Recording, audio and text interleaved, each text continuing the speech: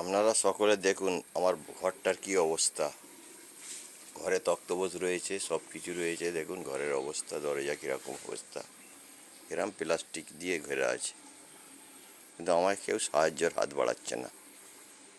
আপনারা লাইক করে যদি কিছু হয়, আপনারা দেখুন দরজাটা দেখুন, এ দেখুন ঘরের অবস্থা দেখুন, মাটির দেয়াল দেখুন, দরজা দেখুন, ঘরের কাঠামো দেখুন, কি অবস্থা আমার ঘরটার, কিন্তু কেউ সাহায্যের হাত বাড়াচ্ছে না। আমি গরিব লোক, দেখেছেন কিভাবে হয়েছে, দরজা জানলা পড়ে গিয়ে কি অবস্থা। আপনারা দেখুন, আপনারা দেখে শুনে সব কিছু করুন, কাউকে কিছু বলার নেই, দুনিয়াটাই এরকম, সবাই যে যারটাই বোঝে, বাকি কেউ কিছু বোঝে না।